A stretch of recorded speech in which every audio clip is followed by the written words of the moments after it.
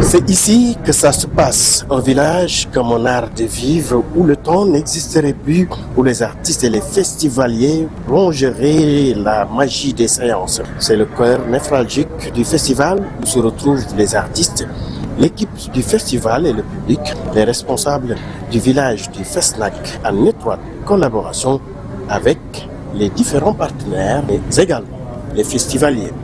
Voilà, mesdames et messieurs, pourquoi nous avons choisi de vous présenter Mohamedou Lamine Ba, qui est le coordonnateur, ou si vous voulez, le responsable du village du Fesnac. Monsieur Ba, bonsoir. Bonsoir Hugo. Alors, pour démarrer, pourquoi ce village du festival?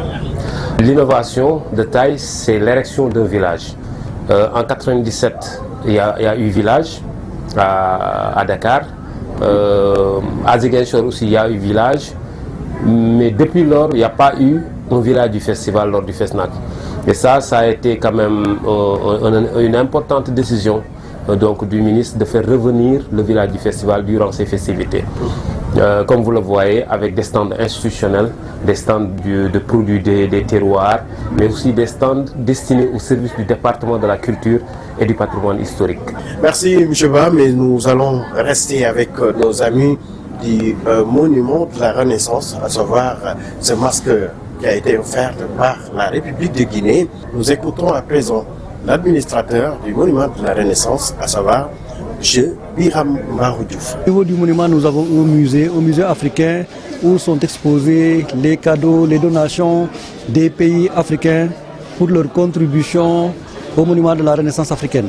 Aujourd'hui, nous avons reçu ici à Kaffrine par le ministre de la Culture de la Guinée ce masque qui est très symbolique et très significatif parce que qui est le symbole de la fécondité et de la fertilité de la femme guinéenne. C'est un masque qui est très ancien, un masque authentique qui va contribuer à renforcer le contenu que nous avons au niveau du monument de la Renaissance africaine.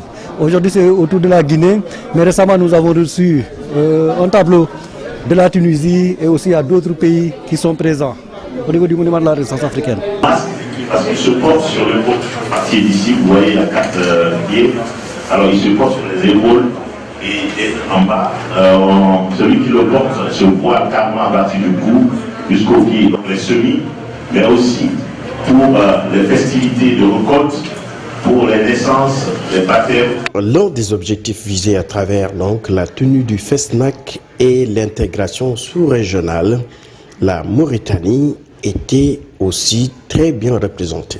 Festival bidem koy dundé festival du culturel pour les Sénégalais pour ay Afrique parce que gis na Afrique yëpp mi ngi présenter fi mi ngi présenter sen aada sen culture dëkkam man tamit dama ñëw mu présenter sunu aada sunu culture mauritanienne et on a partagé beaucoup de choses et on a encore sorti avec des idées.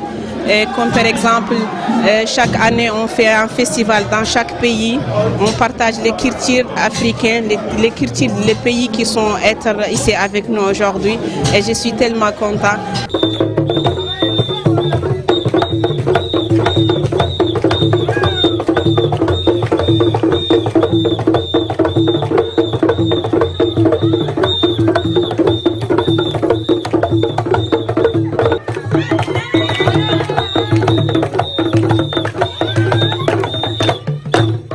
Mesdames et messieurs, je suis donc avec le coordonnateur du CEP. Forcément, on va parler donc des orientations stratégiques, surtout quand on parle de ce Fesnac. M. Ibrahim Bari, bonsoir. Bonsoir, M. Diouf. Alors, qu'est-ce qu'on peut retenir de ce qui a été conçu aujourd'hui donc pour avoir droit à cet événement de grande envergure? Comme vous le savez, le Fesnac constitue un des grands événements du ministère de la Culture et du Patrimoine historique. C'est un événement qui n'est pas organisé depuis 5 ans. Avec l'avènement du nouveau ministre qui a pu vraiment s'organiser pour qu'on puisse organiser cette grande manifestation vraiment qui honore vraiment la culture sénégalaise mais la culture africaine. Dans ces 3 programmes, on a 2 programmes métiers et un programme pilote.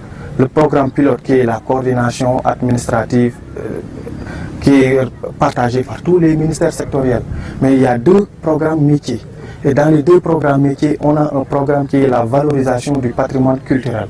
Et l'autre programme, c'est le développement des industries culturelles et créatives. Mesdames et messieurs, le FESNAC, c'est aussi notre patrimoine. Voilà pourquoi ce soir, nous avons choisi de vous présenter la reine du Tchéboudienne, à savoir Penda Mbaye. Je suis très heureuse, très honorée d'incarner Mame Penda Mbaye, qui est une grande dame, une grande artiste.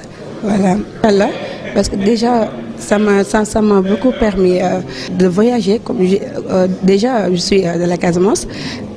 J'ai jamais voyagé, je suis jamais venue ici à Kaffrine et ça m'a permis de bien connaître le Sénégal, de bien connaître aussi la culture sénégalaise. Franchement, c'est un plaisir. Comme je vous le disais tantôt, nous sommes aujourd'hui au village du FESNAC, occasion saisie pour revenir sur les temps forts de la cérémonie officielle pour vous replonger dans l'ambiance de ce FESNAC 2023.